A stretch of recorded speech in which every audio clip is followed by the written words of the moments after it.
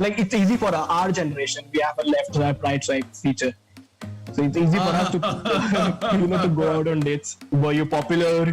Would you used to go to horse cars area and have fun? I would say yes, I was popular. I had my friends, and I was the general secretary as well. So obviously, you have to be popular if you want to be voted to be general secretary. I was also, some house secretary and all that stuff. So I think yes, I was, if you can say, I was at least politically popular. If you want to use that word. I think every student's routine right now have been sleeping at 6 a.m. And getting up at in the evening. That's not good. That's not good. They call something called the circadian cycle, which is the sun. Basically, it is right for human beings to sleep when the sun sleeps and awake when the sun awakes. Hello everyone, I'm Sarthak Goyal, a member of the entrepreneurship cell of Delhi Technological University, and I would be hosting Neo Presents Entrepreneur, powered by Verzio. Good afternoon, sir. How are you, sir? I'm very well, thank you. So before starting, I would like to ask you, how should I address? Oh, please call me Yashish here. Yashish is best for me. Okay. So the best way to ask questions to any speaker is to go to their social media platform, to check out their Facebook, Instagram, and ask, figure out what they have done. And when we were searching about you, we couldn't find any social media platform.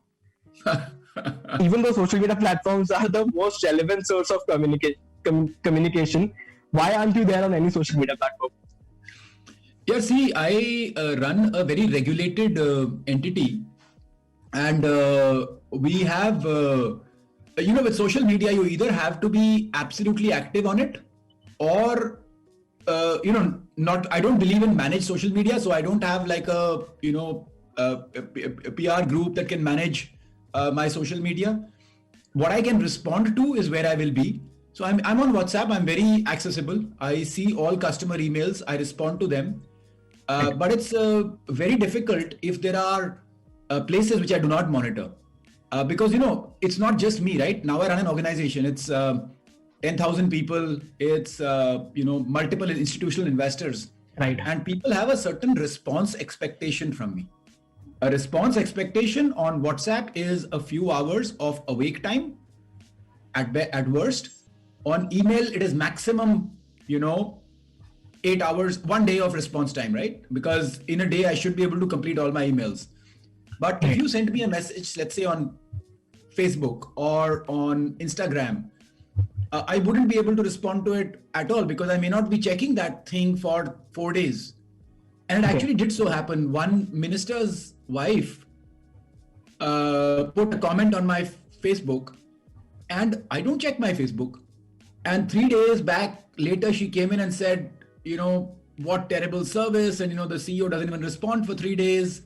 And I suddenly realized, this is a risk. So, right.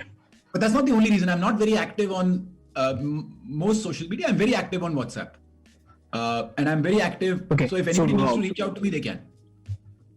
So besides WhatsApp, you're not active on any other social media platform? I'm not active on Facebook or Instagram or even LinkedIn. So I don't have a LinkedIn profile. I don't have So I'm mostly inactive everywhere else because there isn't an option. If you are active, effectively being a responsible person, then you have to be on it all the time. Then the response time has to be like 1 hour or something, which requires a huge commitment. And I haven't been able to find that time. Got it. So yesterday we got IIT JEE mains result. 24 students got 100 percentile. Wow. And so you are from IIT Delhi. Yes. So was it difficult in your time to get into IITs or was it a bit easier? Yeah, look, I used to study at St. Columbus, and from my class or from my entire group, there were about 200-300 of us in our, class 12. 5 people got in, and St. Columbus at that time was a very, very academic school. Right. So, and people used to change school, people used to study, people used to, DPS had this elite class from where about 70-80% of the people used to get through. And so my view is it's always tough.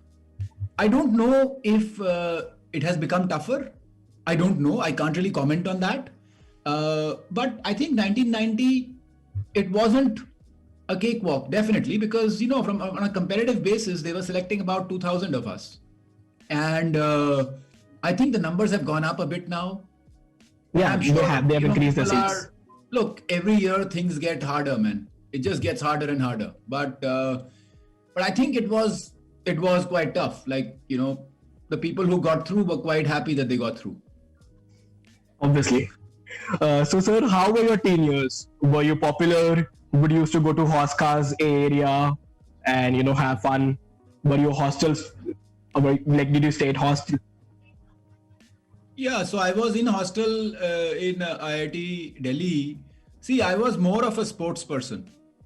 I Right. wasn't more of a what you would call a cultural or socially active person, but I would say, yes, I was popular. I had my friends, and I was a general secretary as well. So obviously, you have to be popular if you want to be voted to Yeah. be general secretary. I was also, some house secretary and all that stuff. So I think, yes, I was, if you can say, I was at least politically popular, if you want to use that word. But I wasn't, the hangout type. I was Okay. more the sports type. So you would usually find me on the sports field or in the swimming pool or in the gym, or going trekking, and yeah, that was it. I used to also visit my parents quite a bit. So my parents used to live in Noida and still do. Alright. So I used to visit them also quite a bit. So it was a mixed thing, yeah. I enjoyed IIT. I really enjoyed engineering. I really enjoyed my engineering days. All my friends, my closest friends, have stayed that way. In fact, Policy Bazaar owes it to not just IIT, but IIT and St. Columbus, because I met a very dear friend, Hitesh Oberoi, there. And Okay. you may know that Hitesh Oberoi's Yeah. InfoEdge was our first investor. Yeah. And later on, all investors come because there is a business. But the first investor is the one who believes in you. Who has a trust in you? And, if Hitesh hadn't been there, I think our first investment wouldn't have been there. And maybe Policy Bazaar wouldn't have been there. So, I always, to a large extent, I owe our existence to Hitesh Oberoi, Wow. who was an IIT friend and a St. Columbus friend as well. Right. So you've participated in one of the most toughest endurance races in the world, known as the Ironman triathlon in Sweden. And you've had numerous achievements in sports as well. And you were saying that you were a sports person in IIT Delhi as well. So did you ever feel to drive it to make it this your career? To make sports as a career? Career, I never did, because, when we were growing up, career was just, you do your engineering, you do your MBA, you get a job, and you start working. I think, Right. had I been in today's times, maybe I would have. Like, I really envy, for example, not envy, but, not envy, but I really respect, like Saurabh Agarwal, who's from IIT Delhi, who runs FITSO. He's been enthusiastic. So my point is, yes, I may have, if I was born 20 years later, I would definitely have considered sports as a career. Not just as a So sports. we could have seen, Yeah, I might have. we built could have a seen you sports as the app. founder of a fitness app.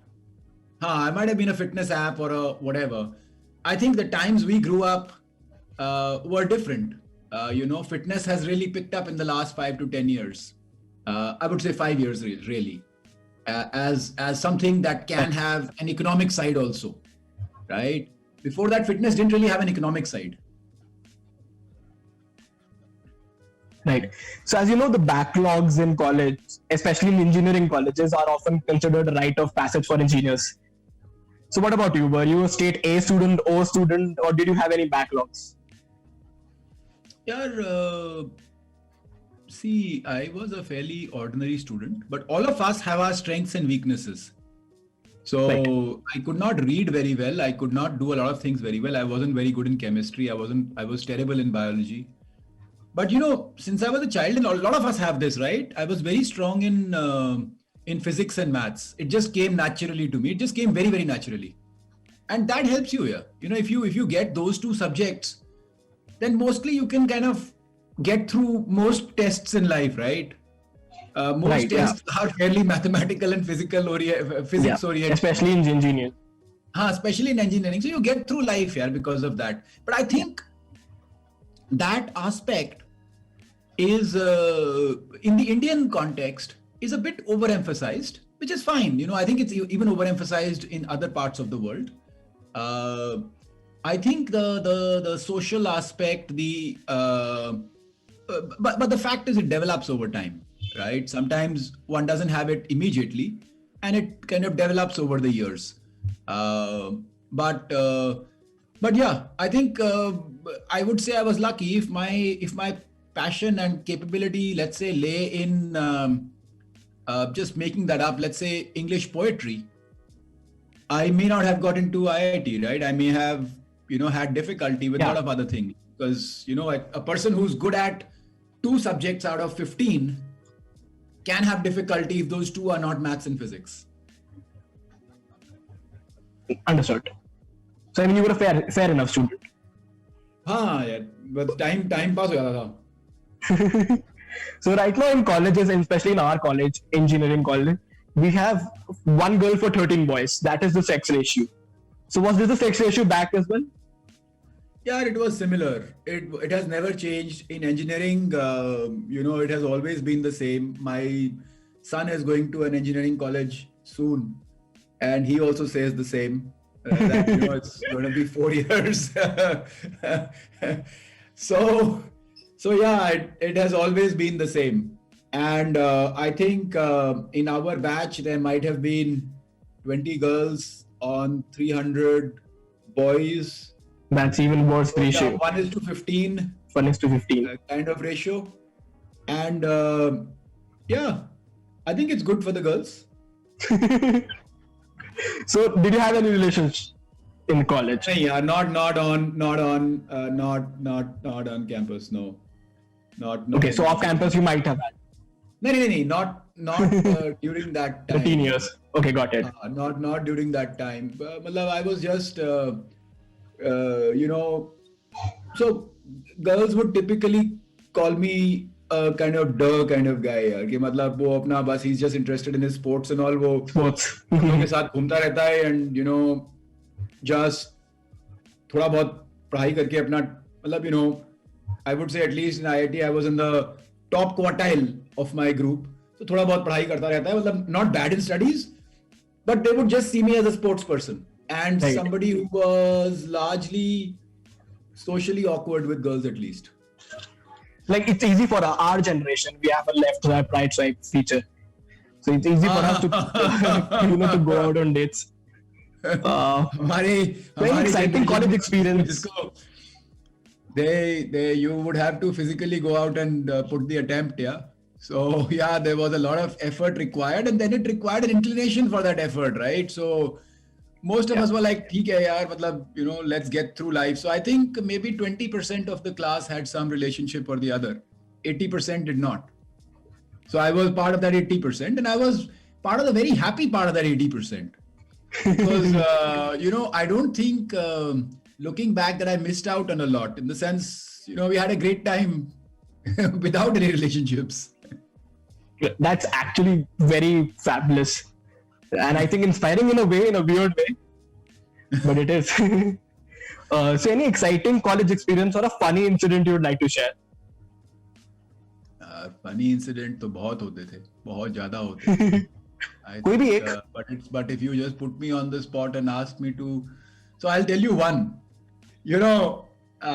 We guys sent a bus and all from our hostel for Jesus and Mary College, right? The IIT Delhi bus went, and kind of then the bus came back and the bus was empty. and there were these 30, 40, 50 guys who, maybe 100 guys who were ready for the social waiting out there. And then what happened is some cars started driving in. And from the cars, these girls got down and, they started coming in to this hostel. And the funny thing was they came with their boyfriends. We were like, is this a joke or what? Like, we are hosting Yeah. this party. We've got food organized. We've got all this stuff. And these girls are coming here with their boyfriends. And, anyway, a few of our group got lucky in that. But I think that was very, very few. I would say you could count on one hand. You could count all the number of people who, got. So the rest, something done. all of them were third wheeling. Yeah. So it was a different time. Yeah, it was a different time, I think. Even doing that in 1990s, I think it's commendable. Yeah. No, I used to at least. So even though I wasn't participating in the socials myself, I used to take the effort of going to these colleges and organizing socials and all that stuff. So I was that way. Yeah, I was quite an active person. You have to also see, and I must say this with a bit of humility, politeness. See, I grew up in Sanar. Okay. Sanar was a boarding school, and it's one of the only co-educational boarding schools in India. And so coming from there, it's a bit difficult to get very excited by the girl crowd at IIT. So because obviously Sanar, I think there was a time when there used to be these ratings and all, and well before us, I'm talking about the 80s, when in the ratings, a lot of the very popular girls were from Sanar in Delhi. So yeah, there was those times, right? So if you're coming from modern school or Sanar or any of these places, then you will, you don't want to get excited at IIT, right? Yeah.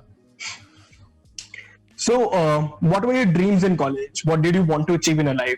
And did they change over a period of time? Yeah, my dreams never changed. So they were very precise, actually. They were extremely precise. They were always to run a business. Okay. And they were extremely precise in the sense there was also that the business would be about 1,500 crores of revenue. I would have roughly 10% stake in it. They were extremely precise. And they have been that way pretty much since I was about 17, 18 years old. Okay. That's actually very precise. When I was... Yeah, so my life is that way, very, very boring in the sense, it's turned out to precision, You do boring. exactly what you want to do. It's actually goal-oriented. That's far better. It wasn't goal-oriented, it was aspiration-oriented. And there's a difference between a goal and an aspiration. I think a goal is something you start working towards. Got it. An aspiration is something you define as, if this happened, I would be happy. You kind of say, I always look at life that way. What is it that would make me happy? Fair Right? enough.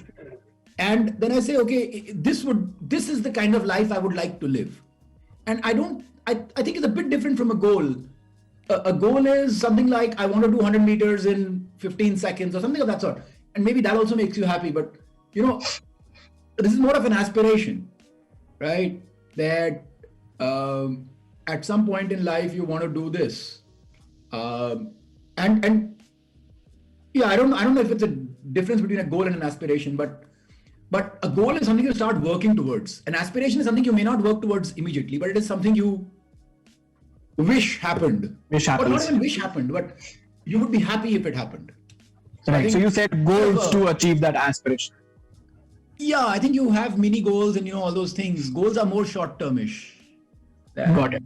an aspiration. This is 25, 30 years, right? So Right. So how has life changed in the recent times because of the pandemic or, as the pandemic happened, I think we were forced into shutdown, and I had to decide whether I had to be in India or in the UK. I have lived away from my family for 12 years, but now, I moved back to living with family. And I think that has been a good experience. Last 6 months, I've largely stayed with family, which wasn't happening earlier. So I think that's good. That's the only good thing from this pandemic. We all got to spend more time with our family. Yeah. Also, because of being in the UK, I've been able to constantly keep doing things like swimming, running, cycling, which I like doing. Work has carried on, but I really feel for my parents, because my parents are there in Noida, and they're not able to get about much, etc. Yeah. So, how different was your forecasting? Like, you must have forecasted how it will happen, the pandemic, and what will be its impact in March and April. How different has the forecasting been from the present reality? Yeah, it's it's a difficult one, but it has been slightly better than what the initial forecast was. The initial forecast was more of a, there would be difficulty in operating. We haven't found the difficulty in operating.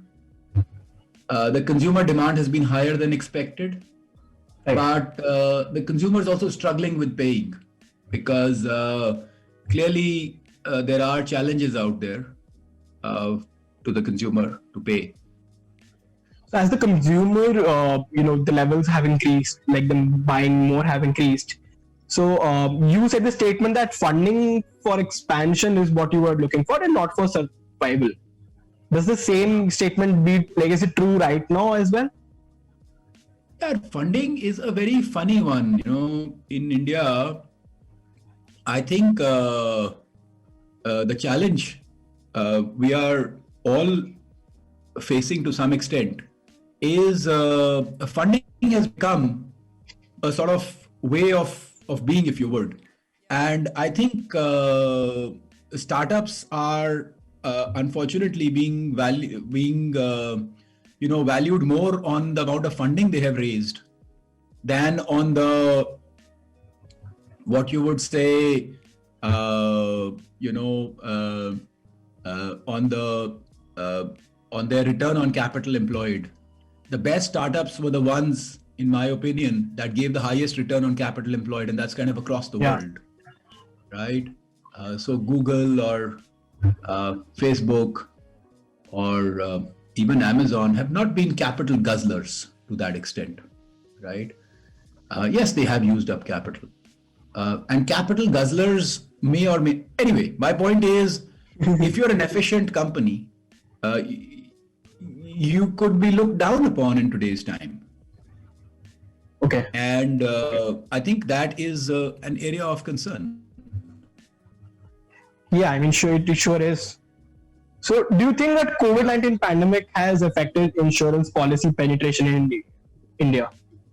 People are more concerned about, buying life insurance, family insurance. Yes, it has expanded it a bit. There's no doubt about that. So, it has taken away people's ability to pay, right. but it has certainly expanded their desire for the product. Got it. So you started off in 2008, right? And 2008, 2009 were the time of global recession. Yeah. So was starting out at that time and starting something new, like absolutely new, was it very difficult in considering the recession? I never thought of it that way. Okay. I never thought of it that way, to be brutally honest, because it wasn't like it's a downturn, so let's start. We had this, great idea that we wanted to do something about, and we thought the middle class in India really needed insurance, and we had to popularize it. We had to create the demand for it, and we think we would have started, whether it was a good time or a bad time. But back in hindsight, I like times when, funding is a bit slow. Okay. Because, how do I put it? Yeah. There's a bit of a difference between different types of businesses. In the last 5-6 years, anything has been getting funded. Things that kind of don't make sense at all have been getting funded. And to me, that's a worry. Because it can spoil an entire generation. If an entire generation starts believing in valuations without value, that can create a problem for the entire generation. And I think that is why having some bad times in your life are very good. Because, bad times give you perspective. And bad times allow you to think more clearly. Whereas, exuberant times, quite honestly, everything in the last 6-7 years has been exuberant times, right? Nobody even talks about a, $5 million valuation these days. Yeah.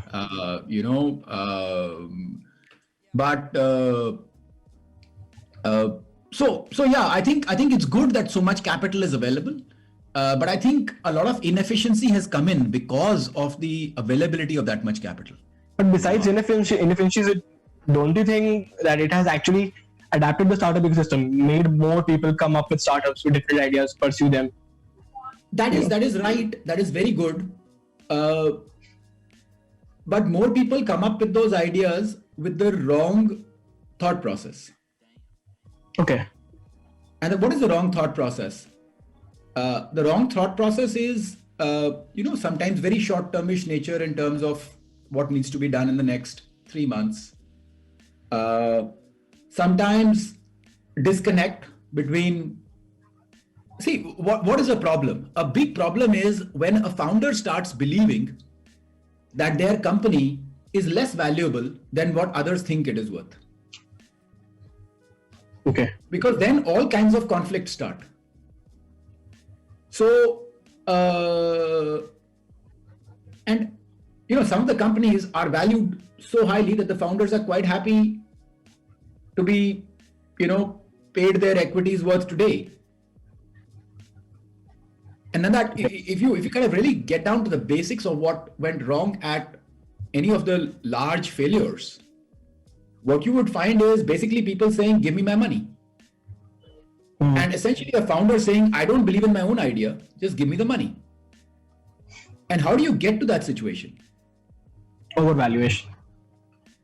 I think, so I think it has the ability to spoil and then, people see those examples that, oh, so-and-so made money without ever building a profitable business, right?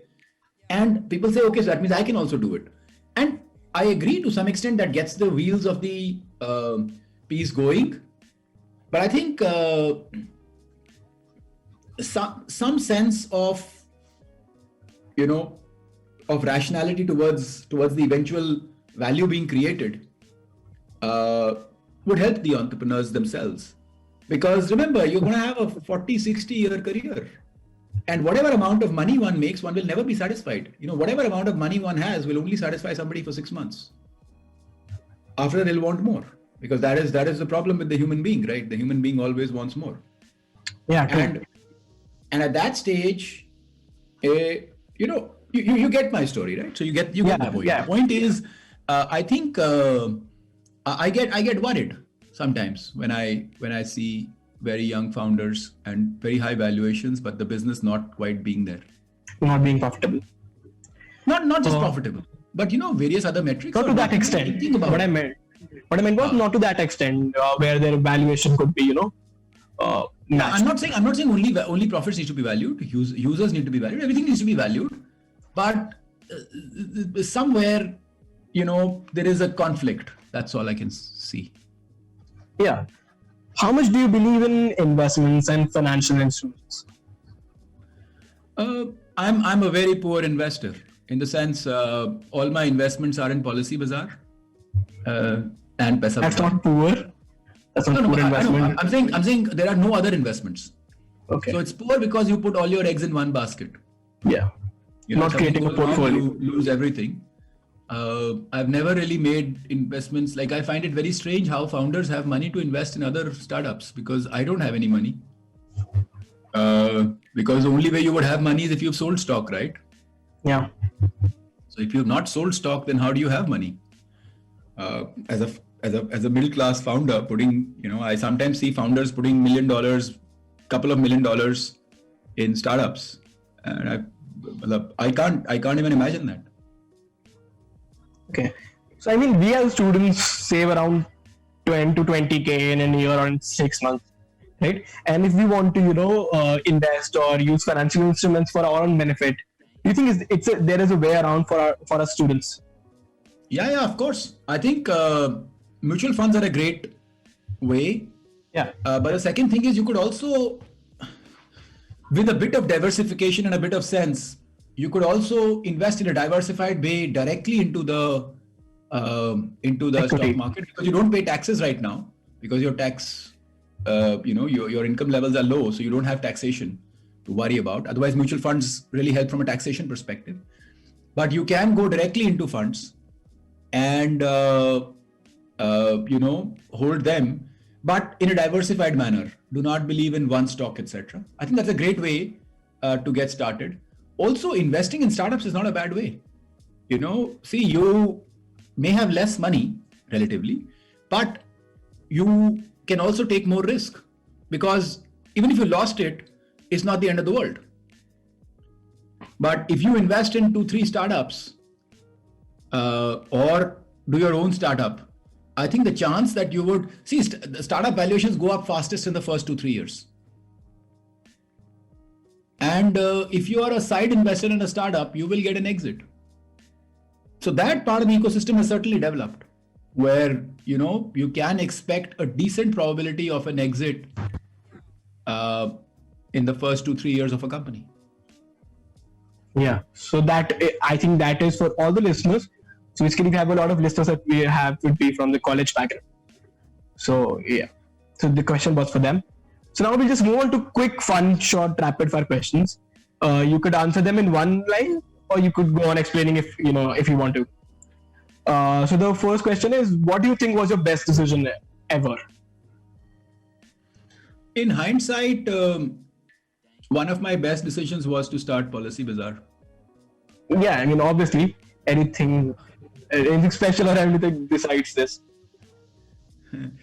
Yeah, but I think that was one of my better decisions because economically it did not make sense at that stage. Remember, I had a career back in the UK, and I was leaving that career and doing a startup, and I would not have got a salary for the first 3-4 years, and I had a family. I had lots of risks. I had lots of costs, so I needed a lot of safety also at that time. So from my lifestyle and life stage decision perspective, it was economically a poor decision, but it just felt like the right thing to do. And I think that was one of the good decisions that we, took. One couldn't see the end of the tunnel. One couldn't see where it would lead. Yeah. And so it was quite a blind decision at that stage. And that happens very often. Eventually, for most of your important decisions, one friend actually told me back in IIT that, you take your smaller decisions with logic and you take your larger decisions on gut feel. Okay. On emotions. So I think we can quote it as the caption of this podcast. There's a wonderful statement. Yeah. So what about your worst decision? What was the worst decision ever? See, hindsight, you have 20/20 vision. So, you can see those decisions as being bad. But I think one of my worst decisions was to do an MBA right after my engineering. So after IIT Delhi, I went to IIM Ahmedabad straight away. Okay. According to me, that was one of my worst decisions. Because to me, those 2 years were wasted. Okay. I know it's a very sad thing to say, but I think from a job perspective or from a learnings perspective, I could have pretty much done everything I did after IIT as well. And so had I taken time off for some work experience, 3-4 years, or done some startup in the middle and then gone for the MBA. But it was such a, thing at that stage. From IIT, you either did the CAT and went to the IIMs, or you went abroad to study further. It still is. The cool thing wasn't to do a job. And it just wasn't. So, probably 10% of the company would go into a job right after IIT, and 90% would go towards either a further degree in the US or to an MBA or something of that sort, right? It was just considered that way. And I think it was a wrong decision in hindsight. I think, as I said, if I had taken 2-3 years off, it would have been better. I would have got more perspective before I went for my MBA. Fair enough. I mean, it is still the case, a similar case, even when we're in third year, and we also consider, going for CAT tuitions and going for GRE, GMAT tuitions and all. But then, yeah, the number obviously is not 10% who go for jobs right now. It's more of around 60-70% who go for jobs, and 30-40%, pursue higher education right after graduation. So, yeah, what was the turning point in your life? Yeah, the turning point, very oddly, there were multiple turning points in my life. Okay. One was about when I was 15, when I suddenly realized I had to do something with my life. But, and that pushed me through, I think, all the way till IIT and IIM and all that stuff. And after that, I think that again went away. That phase went away. And I think the turning point really came with my, marriage. Because after IIT, I was working at ITW Signode for 4 years. And I was happy doing what I was doing. I've always been happy doing whatever I've been doing. So I was happy doing my work. And then I met my to-be wife, and she, in conversation, she figured out that I earn about 20,000 rupees a month. And she said, you've done this IIT, you've done this IIM, you've got 4 years of experience. You clearly seem to be a, hardworking person, and you're earning 20,000 rupees. And, I'm a graduate from NIFT and I get 32,000 rupees. And do you think something is wrong? So I did not know where the rest of my batch was. Like I was friends with them, but I did not know economically where they were. And everybody was shocked when they heard I was getting 20,000 rupees. So, I think that was a wake-up call that from a financial perspective, something needed to happen, because had we got married without me doing something about it, it would have been it would have been very difficult from a life perspective, because, you've got to have a place to live. And I hadn't thought about all those things. Where will you live? Where will you pretty much had no savings. You were doing nothing. So, you need, from a financial perspective, it changed my perspective. I had to do something about it. And that's what forced me to, think around having a better paid job and, doing something more interesting and, getting moving in life, etc., etc. So it was another turning point. I think I had 2 turning points, one around when I was about 15 years old, and one when I was about to get married. And then, both these turning points, basically, when you say goal versus aspiration, you have an aspiration, but don't quite work towards it. When you have a goal, you start moving in that direction right away. Yeah. So I think both of these gave you more clear goals. I would say the time between them, there weren't any specific goals. Got it. Actually, right? very beautiful. Aspiration. Aspirationally, you were the same person. Yeah. You had the same aspirations that, you want to get there, but you were not working towards it. But both these stages got me working towards it. Beautiful incidents. What is a typical work day like? Like, at what time do you get up? How much do you swim? How much do you run? I get up fairly early. So now last 6-8 months has been different because I work India hours. So I get up about 5 o'clock and I straight away get onto calls. Okay. Because in India, it's 9:30, 10 by then. Okay. So I just run through my day, and by about 3 o'clock UK, I'm done.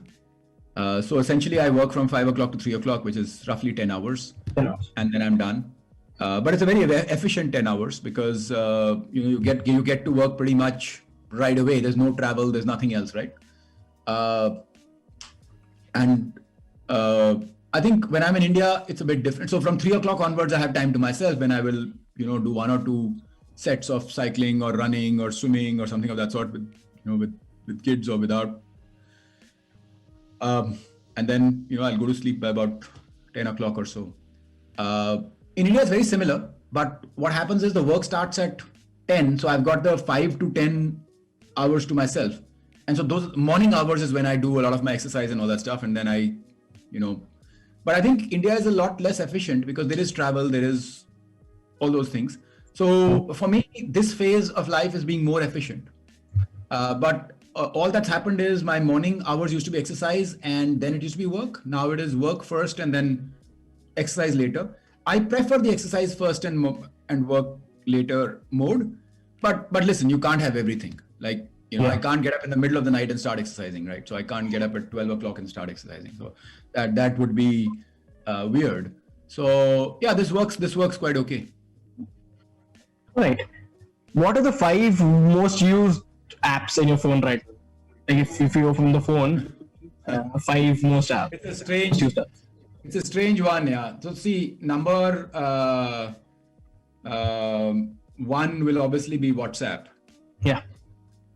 Number 2 would be Garmin, Okay. which is a fitness app. Then there's Zwift, Okay. which is also a fitness app. Just looking at, which is a cycling app, right? Then it would be Google Maps and Amazon. Okay. Fair enough. So are you a shopper? Like a very, very active shopper? I shop every second day, something or the other. Like in a week, I would probably shop twice. So necessity or for leisure? I'm more of a utilitarian person. So like, I've bought a few shoes today, but they're for running. Yeah. And, I would keep buying some sports equipment or the other. At least half of my shopping is sports equipment. But then, there's, but if you look at the apps, 2 are communication and utility. So, WhatsApp and Google Maps. And I think I forgot, but actually Gmail is also an app in that because both my office and my normal thing is on Gmail. So if I look at it, 2 of them are communication, 1 of them is maps, 2 of them are fitness, 1 of them is shopping. Yeah, I think had normal times been then, maybe Uber would have also been one of the bigger ones because again, that's for commuting and travel. And that's it.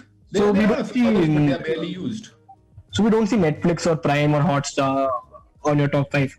So do you ever binge watch series? No, I'm not so much of an entertainment guy. I generally do not have a huge amount of time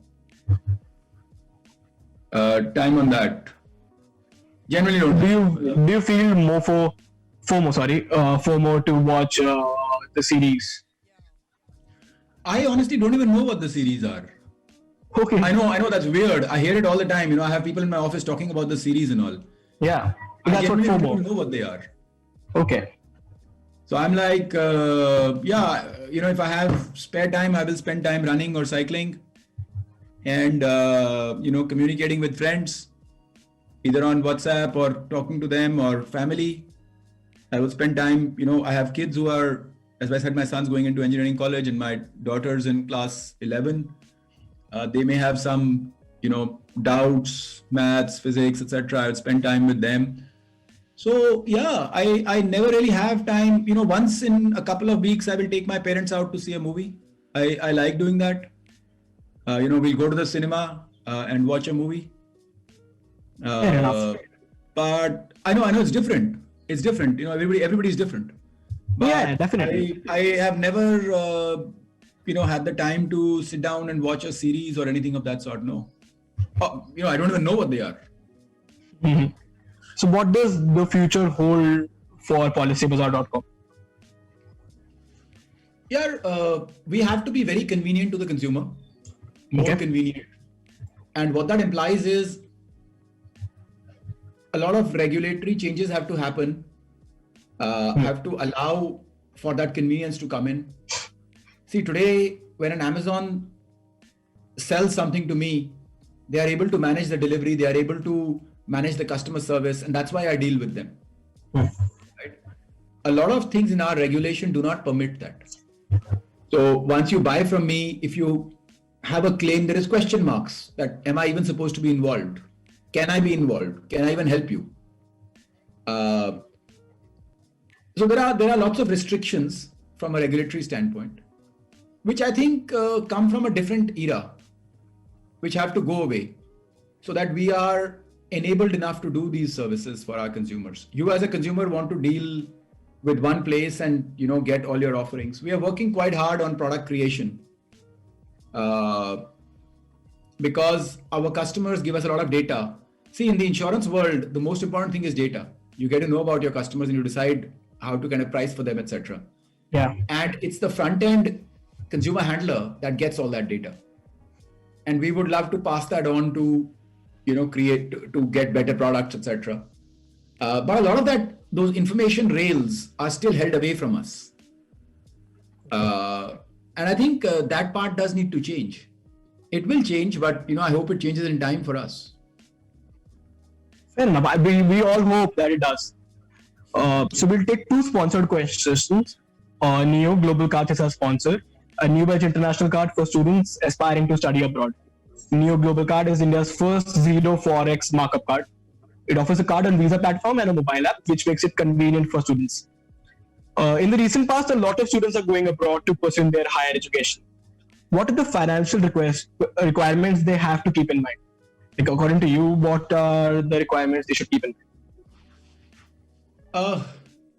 See, I think the Neo card is a great card, and it's got zero markup, can be used in a lot of countries, and the documents required are basic standard, right? You've got your PAN, passport, cancelled check, etc. So I think it's a great thing, convenient thing that people should use.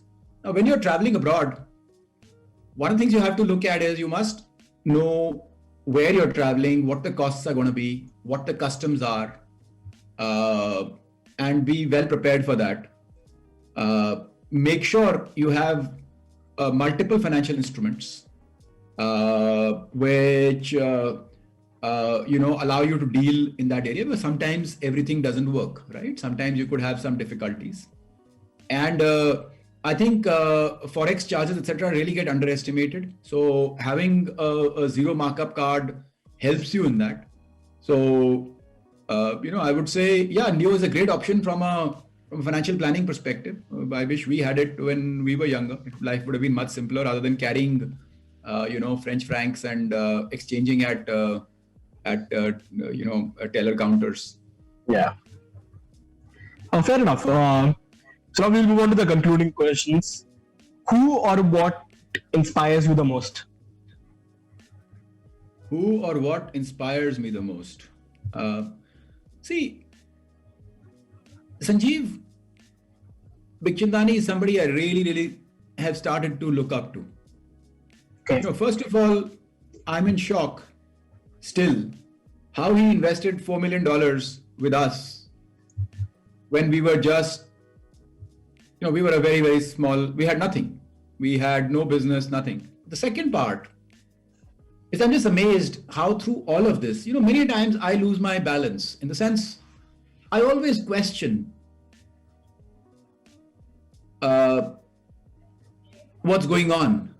Am I right? Is the market right?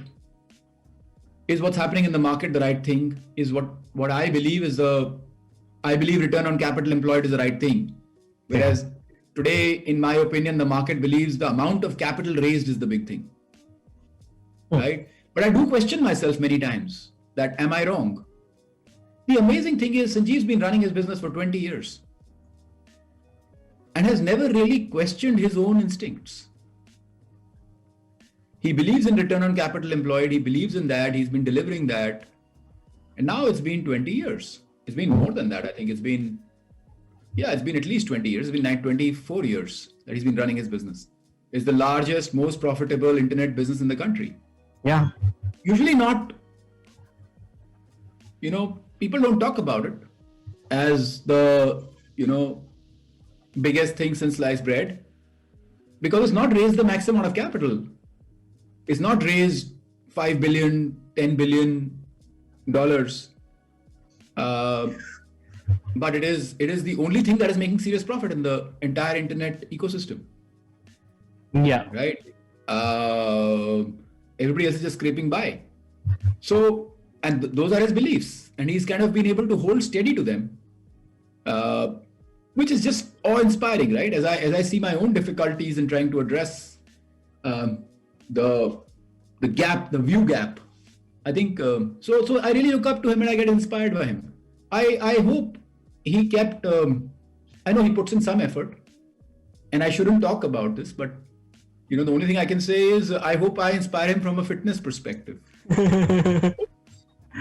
I think you inspire me as well. You've inspired me as well for the fitness. Because typically, I think every student's routine right now have been sleeping at 6 a.m. And getting up at in the evening. That's not good. That's Yeah. not good. They call something called the circadian cycle, which is the sun. Basically, it is right for human beings to sleep when the sun sleeps, and awake when the sun awakes. Our bodies are designed to work most efficiently that way. I did not understand this, but I understood it recently. If you look at world records, they are the best world records have been set between 2 p.m. to 4 p.m. because that is when our bodies actually reach their peak. Okay. I've been a morning person all my life, and I've always believed in morning runs, morning events, etc. But I have myself figured that when I run at 2 o'clock, I get better timings than when I run at 7 o'clock in the morning. It's just our body has the sun's rhythm, and we peak with the sun because we're all I don't want to get too fancy about it, but basically a lot of the energy in the earth comes from the sun. And I think staying awake through the night, my son does it, but it's not a good thing. I can see the stress building on him. And I think waking up with the sun and sleeping with the sun is a great thing to do. Now, how you do it, you don't change it immediately. You change it half an hour every day. So from 6 o'clock, it becomes 5 o'clock and then 4 o'clock, etc., etc. But I think everybody does need to change it.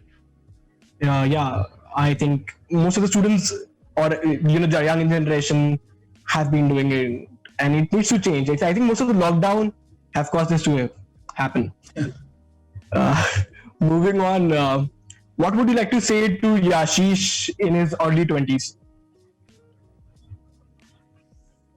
I think believe in yourself much more.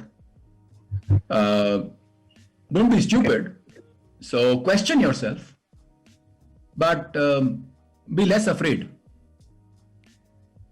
In the 20s, Yashish was very afraid. What will happen? How will life be? How,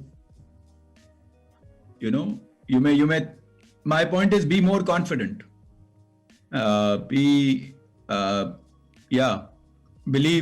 that the world is going to become a better place, much better place. The world is not headed towards disaster. It's headed towards prosperity. That's actually a very beautiful thing again. Is there anything else you want to tell to our listeners and you haven't had chance? Something you believe everyone should So listen. if I talk to my kids and if I talk to you guys, like you guys are very young. As I said, my son's just going into college. So I just say, many times when I'm speaking to my son, he's like, I don't know if I'll have a job. I don't know what I'll do. My view, I just say, what, life is going to turn out much better than you think. If you just stick to the first principles, stick to the basics, and do not get overexcited by everything around you. Do not get hassled by everything around you. I think life will turn out really well. The number of opportunities are growing every year. So I think nobody should ever get disillusioned. People should look towards the future in a very bright and inspiring way. That's all I would say. I think we can change the title of the podcast from the earlier statement to this. But yeah, I think that will help all of us. So that brings us to the end of the podcast. Once again, we thank you for taking all the time off your busy schedules and participating in the podcast. I'm sure our listeners will find this very informative as well as inspirational. I would like to extend warm regards from the entire team of ESLD. Thank you so much, Thank you. Ashish, for joining us. Pleasure being here, and I found your conversation very mature. So I just wanted to compliment you on that. Thank you. Thank you so much, sir. All right, bye now. Thank you for listening to this podcast. Don't forget to like and comment the video. Also, subscribe to the channel for more exciting clips by the Entrepreneurship Cell of Delhi Technological University. Signing off, Sarthak Goyal.